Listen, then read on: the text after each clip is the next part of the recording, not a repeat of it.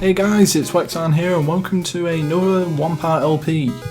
This one I'm going to be taking on Devil World, which is a very odd game, but it's really fun, it's really kind of simplistic, but the more I think about it, the more I think it's odd, especially for an early time Nintendo game, because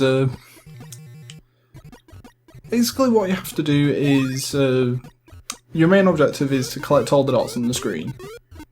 In order to be able to pick up dots, you need to have picked up a crucifix and have that floating in front of you, which fades away over time, but you can pick up a fresh crucifix and then you can carry on collecting your dots. Once you've collected all the dots, then you can pass on to the next stage. Also, having a crucifix with you will allow you to be able to breathe fire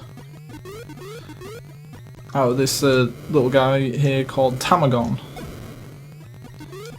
And using that you can temporarily defeat your enemies, because they do come back after a little while, and one touch and you're dead.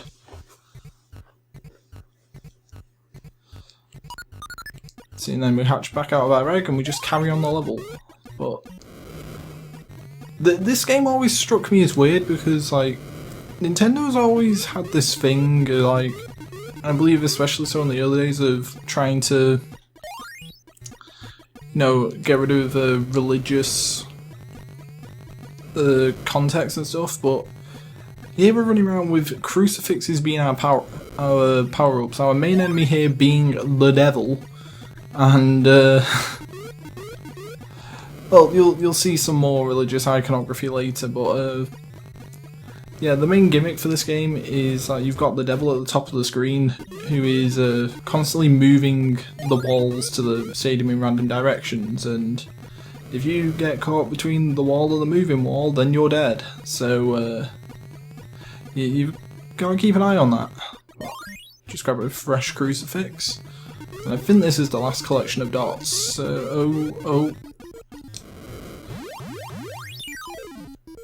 I guess I hit it during its invincibility frame, but yeah, another thing that pops up is the ice cream cones, which they're not really for much, they just give you more points, but it's probably one of the only things here that isn't a religious iconography, since everything else is just demons that are flying around, so it's a little weird, and surprised this game actually came out in the European region, because on top of Nintendo censorship, European censorship is generally harsher when it comes to, like, games with religious content, I think, when, like, it comes to getting it out there, so I'm really surprised this game made it to Europe and not America. But anyway, in this level you have to grab Bibles. I told you there's more religious iconography, but yeah, grab Bibles, and when you've got one in front of you, you can also attack like you can with the crucifix, and shove it into this box with the skull on it in the middle. Just go with it. Like, and shoot fire. Because, you know, this is what you think of when you think of typical Christian ideals. Turns out every Christian has just a little green dragon called Tamagon hiding inside them at all times, and it's just weird, and I kind of have to wait for the devil to assist me in destroying this block, but there we go. Well done kids, you defeated the devil. Now on this one we have to grab other books, which aren't Bibles, because they don't have any religious icons on them, so I guess that makes them non-Bibles, but see, the main difference to the bonus stages, like opposed to the regular stages, is that you can step on these arrows on the floor and it'll change the direction of things. However, you have to be careful because the arrows actually flip it opposite of what you think, so that down arrow there pushes the stage upwards rather than down. So, yeah, be careful of that. But anyway, we got an extra life there for getting, like, for getting over 20,000 points, I believe, so yeah, there's something else you can do to keep yourself in the game. Get 20,000 points at a time. See, and we're just back to the Pac-Man S stage of this, and I have to say I like the colour scheme for this level. Like, I know people don't think like grey's a rather bland colour scheme, but I think it's pretty effective when it's just like black and grey and white, and then you've got sparks of colour on it. I think it looks really nice. It's like the greys and browns and stuff I think are bad only when it's like the only colour in your scheme and you can't like tell bits from, like you can't tell certain bits apart, but like you can always tell something that's black on white, and then you can always make out like coloured things when against really deep coloured backgrounds like that, you know. So it's like I never like lose Tamagon in this or the enemies, so you know, I actually kind of like this colour scheme.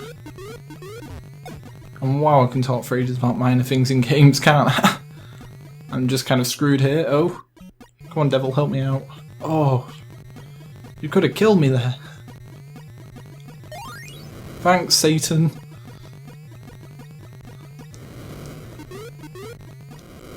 Alright, let's... Nope. And he's killed me now. You can never trust the devil. Also,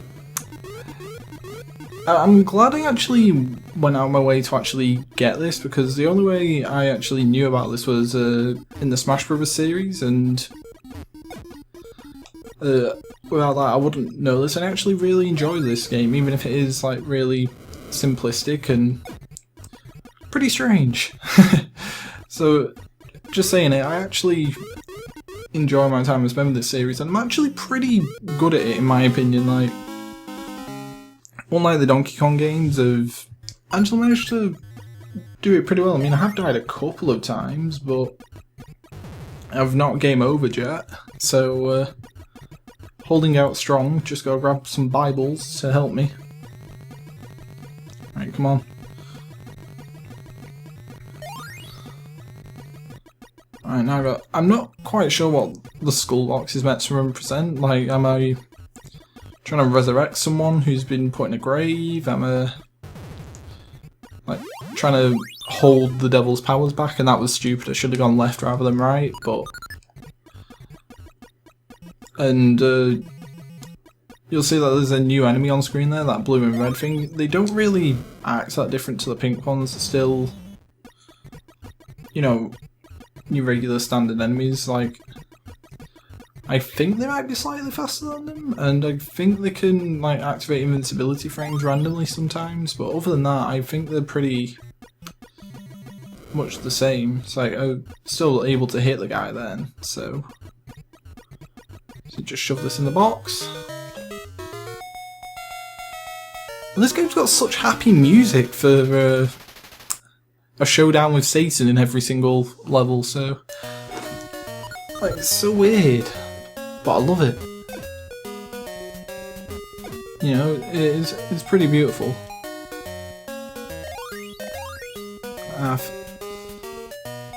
So I was getting myself mixed up then about like the direction that it's gonna send me.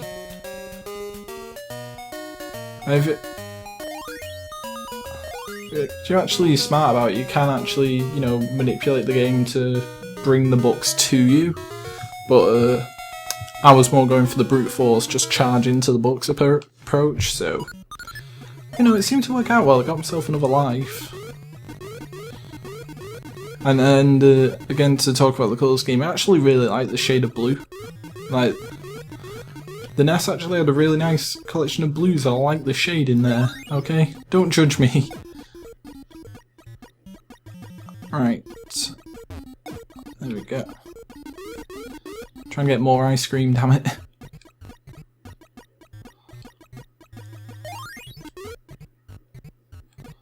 Right, and there we go. You know, the more I think about it though, the more it kind of is like Pac-Man with collecting the dots and destroying the enemies, and they become eyes and come back a little while after that, but But at the same time, I'd like to see Pac-Man take on the devil. That'd be pretty awesome. Like the devil went down to Pac-World. He was looking for some pellets to steal.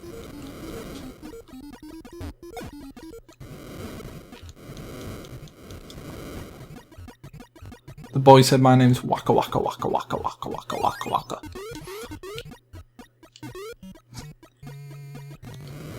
Okay, so devil's going that way. I'm not sure if it's like a level I've just not reached or not, but I'm pretty sure this is like the format for the entire game, which we've been collect all dots, collect Bibles, shove into skull block, and then do bonus round and rinse and repeat. So I'm not sure if there's more to the game than just those 3 stages repeated, but I'm about to die. Hey. Even if it's just 3 stages repeated over and over again, there are worse games that have done that, so... And they've still been pretty successful, and I've not got anything to really complain about, because it's a fun game. And it does get, you know, progressively harder, but I don't think the level layouts even change that much between stages. Like, I'm always able to find my way around, but... Okay...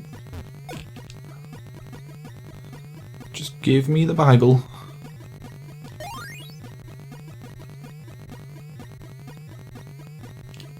Oh.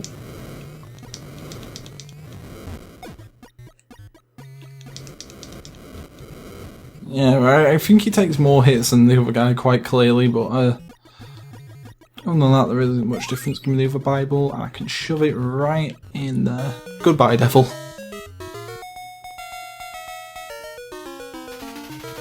This might be one of the only, the only officially licensed Christian game. Like, it's not like the Bible Adventures stuff that's on the NES, or what was it? Super 3D Noah's Ark. I don't think like this is.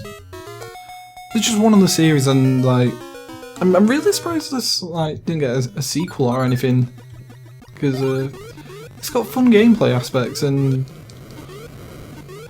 although, yeah, the more I play, the more I do see the whole Pac-Man connection. Sorry, but I know I could see this series getting. I could see some people getting a kick out of this series, so.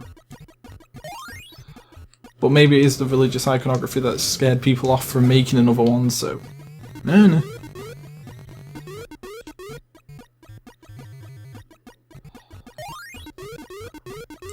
I think they'll do a Tamagon Tamagotchi somewhere. I don't mind this, because Tamagon's like a real, like, cute character, really. It'd be adorable to have a little, like, pet version of him. He spits fire with a crucifix and the Bible and stuff. Right, where are you moving it? Right, you're moving it up, okay. So it always moves like the opposite direction of what way he's pointing.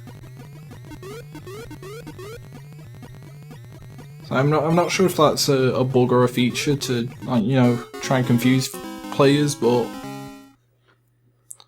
here we go again, and we've got 3 enemies on this level now.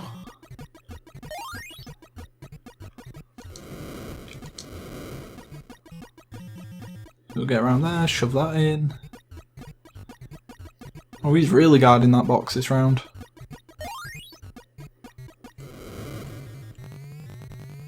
I suppose tactically it's the best thing for him to do. I can't move. It wasn't letting me move in then. Alright, I don't think I can get that. Right.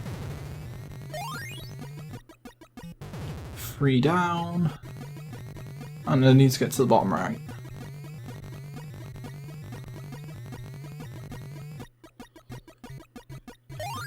Conveniently placed. So it's also a little bit mind warping, like because basically Tamagon's just plucked this object from floating in the sky and shoved it right next to it, but it's just sort of a case of, well, it was already right there anyway. Okay, I want you. And got you. 2, 1.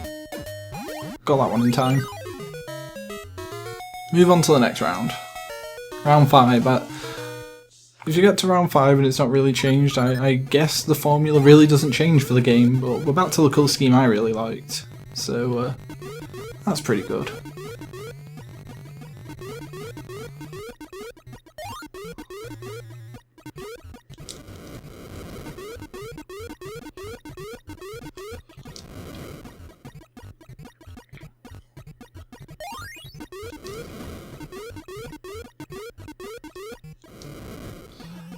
You know, like, I'm trying to think, like, Tamagon's name's, like... Right, so I think that's about it for this episode. Thank you guys for watching, and hopefully you guys enjoyed watching this, and I know not a lot of people really have experienced Devil World, so hopefully some of you guys liked it, because I think it's a game that deserves a bit more attention. Like, I think it's a really fun game and a really fun variation on like the maze puzzle-ish action game sort of genre, if you know what I mean. But anyway, that's just me. Really hope you enjoyed seeing it, really.